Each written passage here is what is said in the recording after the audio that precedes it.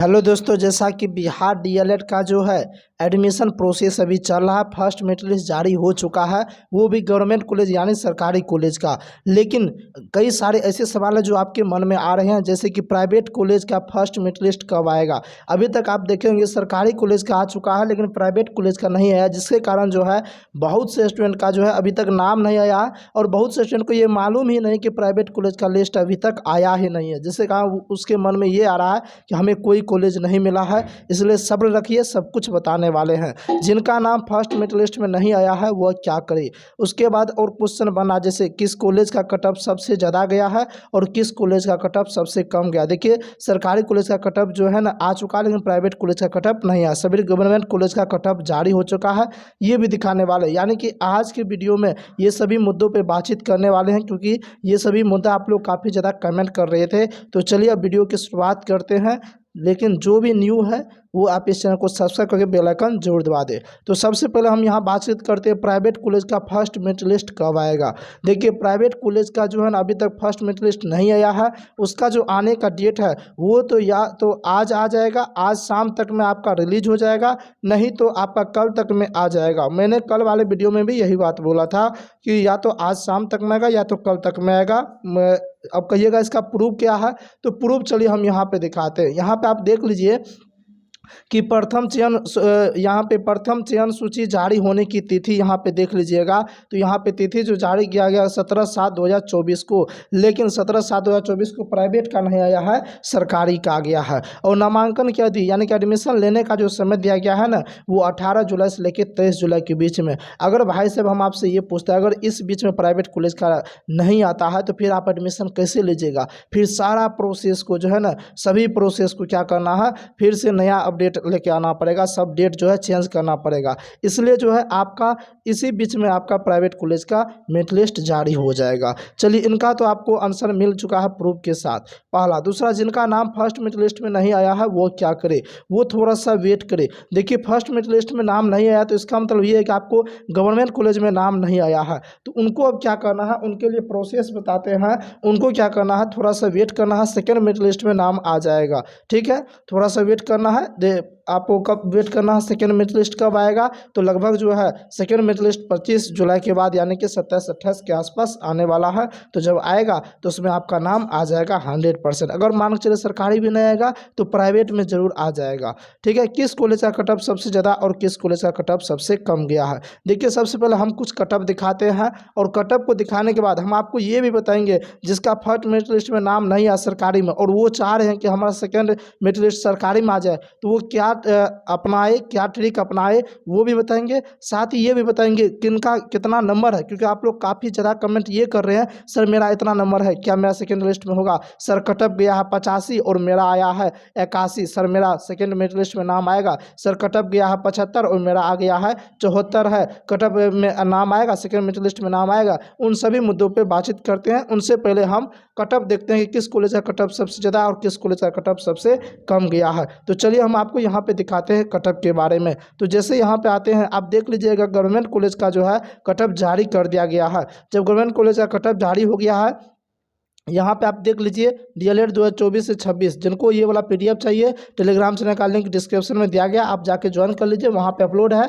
वहाँ पे आप पढ़ लीजिएगा। अब बातचीत आते हैं किस कॉलेज का कट ऑफ सबसे ज़्यादा गया है, किस कॉलेज का कट ऑफ सबसे कम गया है। देखिए, यहाँ पे है क्या, हम एक बार में नहीं कह सकते किस कॉलेज का कट ऑफ ज़्यादा गया है और किस कॉलेज का कट ऑफ कम गया। अब कहिएगा सर ऐसा क्यों नहीं कह सकते हैं, ऐसा इसलिए कि देखिए, अगर हम कहेंगे सबसे ज़्यादा गया है तो किस वाले का ज़्यादा गया, जैसे आर्ट्स वाले का, आर्ट्स में भी फिर यहाँ पे कैटेगरी आ जाता है। आर्ट्स में भी बीसी वाले का जो है उनका 75 गया है पूर्णिया में। ठीक है, आर्ट्स में, लेकिन आर्ट्स में वहीं पे देखा जाए बीसी में भी, यानी कि बीसी में भी जो उर्दू रखा था उनका 76 गया है। ठीक है, और उसके बाद देखा जाए आर्ट्स या कॉमर्स में ईबीसी वाले का जो डिफरेंटली एबल्ड था उनका यहाँ पे कट ऑफ देखा जाए तो 57 गया। फिर आर्ट्स कॉमर्स में ईबीसी वाले का 78 गया है। तो इस तरीके से जो है ना ढेर सारा कैटेगरी वाइज जो है ना एक कॉलेज का कैटेगरी वाइज कट ऑफ यहाँ पे जारी किया गया है। ठीक है, है। तो इस तरह से आप देखिएगा अनरिजर्व वाले का डिपेंडेंट में मान के चलिए 55 गया है, अनरिजर्व वाले का डिफरेंटली एबल्ड में 77 गया है। तो इस तरह से आप देखिएगा तो सबका कटअप अलग अलग गया है। इसका पता आपको तभी पता चलेगा किस कॉलेज का कटअप ज़्यादा गया है, आप किस कैटेगरी से। आपको ये कटअप जो है ना ऐसे पूरे नहीं देखना, पूरे देख के टाइम बर्बाद नहीं करना। आपको क्या करना, आप कौन सा कैटेगरी से, अगर मान चलिए आप बीसी से आते हैं तो आपको क्या करना, बीसी वाला कटअप जाके देख लेना सब जगह का। जैसे यहाँ पे देख लिए पूर्णिया में, और बीसी में आते हैं और आप कौन सा विषय रखे हैं, तो आप रखे हैं साइंस, मान के चले हम ये मान लेते हैं कि आप साइंस रखे हैं और बीसी कैटेगरी से आते हैं, तो आपको क्या करना है, साइंस वाला में बीसी कैटेगरी में जाना है। तो यहाँ पे गए तो उसका कटअप 87 गया, तो आपको ये समझ लेना है कि पूर्णिया में बीसी में साइंस वालों का कटअप 87 गया है। अब मान चलिए कोई उर्दू रखा होगा लेकिन बीसी से आ रहा है, साइंस ही है, तो वो देखेगा कि हमने जो है ना बीसी साइंस और उर्दू से रखा है, तो वो आप साइंस में जाइएगा, बीसी में जाइएगा और उर्दू में जाइएगा, तो यहाँ पे कटअप कितना गया है, 82 गया है। तो इस तरीके से आपको क्या करना है, जो आप कैटेगरी से है, जो आप विषय रखे हैं, यानी कि जो आपका लैंग्वेज है, उस आधार पे आपको क्या करना है, यहाँ पे कटअप देख लेना है कि किस कॉलेज का ज़्यादा गया है, किस कॉलेज का कम गया। पूरे के पूरे नहीं देखना, सिर्फ आप अपना कैटेगरी, सब्जेक्ट और अपना लैंग्वेज देख के जो है ना आपको देख लेना किसका ज़्यादा गया, किसका कम गया है। अब रही बात कि जिनका, ये तो अब समझ में आ गया किनका ज़्यादा जाए किनका कम जाए, अपना अपना कैटेगरी वाइज देख लीजिएगा, सबका कैटेगरी वाइज यहाँ पे। अब ये पीडीएफ तो वहाँ पे टेलीग्राम चैनल पे है, वहाँ से आप लोग पढ़ लीजिएगा। अब बातचीत आ जाती है कि सर जिनका जो है मान के चले कहीं पे कटअप, जैसे एग्जांपल के तौर पे हम यहाँ पे लेते हैं, यहाँ पे एग्जांपल के तौर पे हम क्या ले लिए कि यानी कि साइंस वाले का है और एससी का, इनका कटअप चले गया कहाँ पे, 77 चले गया है पूर्णिया में, ठीक है। लेकिन उसका मार्क आया है कितना, उनका मार्क है 76, तो उनको सेकेंड मेरिट लिस्ट में 100% जो है उनका जो है नाम आ जाएगा। लेकिन 75 भी है, यानी कि 1 से 2 मार्क ही पीछे वाले का जो है आपका सेकेंड मेरिट लिस्ट में आने वाला है, ज़्यादा का नहीं। क्यों भाई साहब, क्योंकि अभी ज़्यादा स्टूडेंट है, अब की बार जो है उतना ज़्यादा गैप नहीं रहने वाला है, लगभग सब के सब एडमिशन ले ही लेंगे। तो हम ये मान के चलते हैं कि 2, क्योंकि देखिए अगर 2 मार्क कम होने पर बहुत ज़्यादा रैंक में बढ़ोतरी देखने को मिल जाता है, विद्यार्थी की संख्या बहुत ही ज़्यादा है। तो आप 2 मान के चलिए कि आपका सेकेंड में अगर 77 है तो 75 वाले तक का जो है ना आपका सेकेंड मेरिट लिस्ट में आ जाएगा। सपोज डेट हम मान के चलते यहाँ पे साइंस में बीसी वाले का 87 गया है, तो 85 वाले तक जो है, 85 वाले तक जो है आप थोड़ा सा वेट कर सकते हैं, 85 वाले तक का हो सकता है। लेकिन जैसे उर्दू में आप देख लीजिए, जैसे उर्दू में यहाँ पे हम देख रहे हैं क्या, यहाँ पे आप देखिएगा साइंस में 80 वाले, उर्दू में 60 गया है। तो उर्दू जो है ना बहुत कम स्टूडेंट रखते हैं, तो इसमें आप 3 लेके चलिए, 60 है तो यानी कि आपका जो है ना 57 पे आप मान के चलिए, 3 से 4 कम से कम रख के चलिए, इससे ज़्यादा कम है यानी कि जिसका 5 से कम है, जैसे कटअप चले गया 60 और मान के चलिए आपका आ गया 54, तो 5 से भी कम है, तो आप ये समझिए कि आपको प्राइवेट मिलेगा, सरकारी मिलने का चांस बहुत ही कम हो जाता है। तो अब ये बात तो आपको समझ में आ गया कितना आया है, तो किसको क्या मिलेगा नहीं मिलेगा।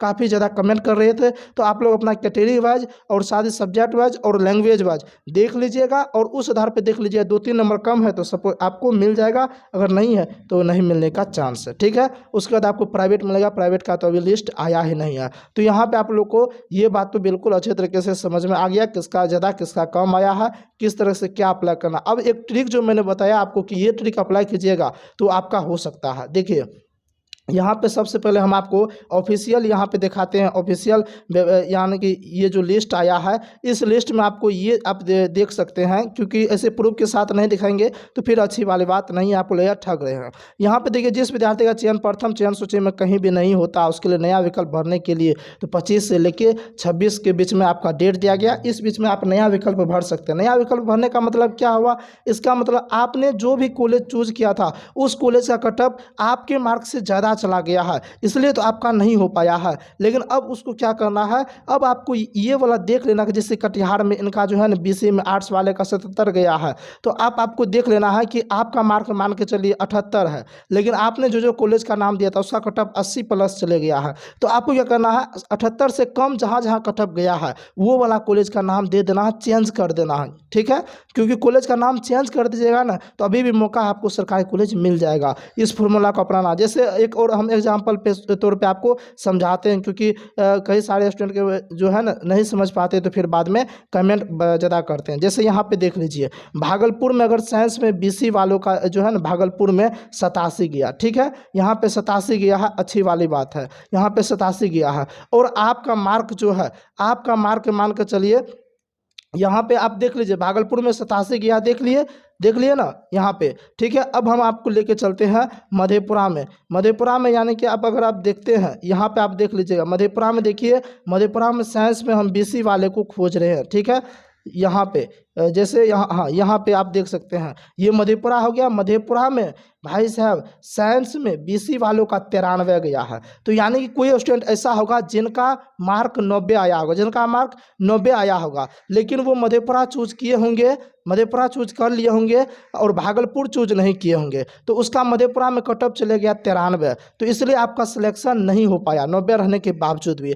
अब आपको क्या करना है, जब वहाँ पे नाम चेंज करने का 25 से 26 को डेट दिया गया है, तो उसमें क्या करना है, आपको मधेपुरा वाला जो कॉलेज है ना, उसको आपको मधेपुरा वाला जो कॉलेज है उसको आपको हटा देना, उसको क्या करना है, हटा देना है। और वहाँ पे आपको क्या करना है, वहाँ पे भागलपुर वाला कॉलेज को यहाँ पे दे देना, उसके बाद भागलपुर वाला कॉलेज को दे देना है। इससे क्या होगा, भागलपुर में कट ऑफ कितना गया है भाई साहब, 87, और सेकेंड मेरिट लिस्ट में तो और थोड़ा बहुत कम जाएगा, तो आपका तो 90 है, अब ऑटोमेटिक आपका सिलेक्शन हो ही जाएगा। इस फॉर्मूला को अपनाते हैं तो सेकेंड मेरिट लिस्ट में आपको सरकारी कॉलेज मिलने की 100% संभावना बन जाती है। इस फॉर्मूला को आप अपनाइएगा, जरूर से जरूर मिलेगा, ठीक है।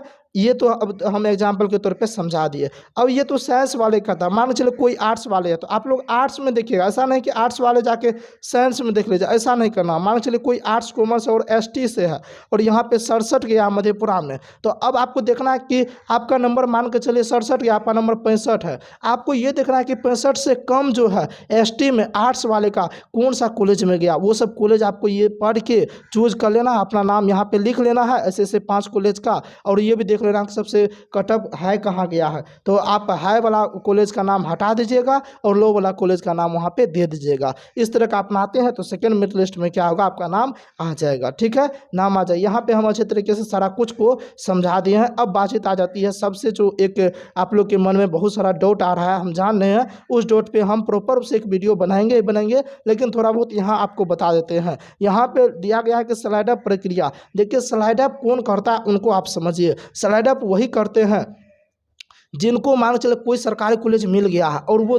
दूर दराज में, बहुत ही दूर में है, उनको चाहिए नज़दीक का कॉलेज, तो वो क्या करते हैं, वो स्लाइड अप करते हैं। और स्लाइड अप की 18 से लेके 23 के बीच में इनका जो है डेट दिया गया है, इस बीच में आप स्लाइड अप कर सकते हैं, ठीक है। तो इन पे प्रॉपर उस हम एक वीडियो बनाएंगे कि स्लाइड अप किनको करना है, नहीं करना है, क्यों करना है, करते हैं तो कैसे करना है, क्या सब बात आपको ध्यान में रखना है, ताकि जो है आप स्लाइड अप करने में गलती न करें। नहीं तो बहुत सारे स्टूडेंट ऐसे होते हैं स्लाइड अप करने में थोड़ा सा अगर गलती करते हैं, जिसके चलते पता चलता है ना आपको ये कॉलेज मिलता है ना वो कॉलेज, पता चलता है आपको फिर से एग्ज़ाम देना पड़ जाता है। तो इस वीडियो में मैंने जो है जितना भी मुद्दे पे लेकर आए थे सभी बात को मैंने समझा दिए हैं। अब रही बात, जो भी स्टूडेंट ऐसे हैं जो चाहते हैं कि 2025 में हम अच्छे तरीके से तैयारी करना चाहते हैं, 2025 का एंट्रेंस एग्जाम देना चाहते हैं DLED का, तो इसके लिए एक न्यू बैच आ चुकी है। वो बैच 21 जुलाई से शुरू हो रहा है। कब से? 21 जुलाई से शुरू हो रहा है। डेमो भी उपलब्ध है, डिस्क्रिप्शन में एप्लीकेशन का लिंक दिया गया, एप्लीकेशन डाउनलोड कीजिए, वहाँ डेमो उपलब्ध है, आप डेमो देख लीजिए। 21 जुलाई से आपका क्लास स्टार्ट हो जाएगी, बहुत ही कम फी में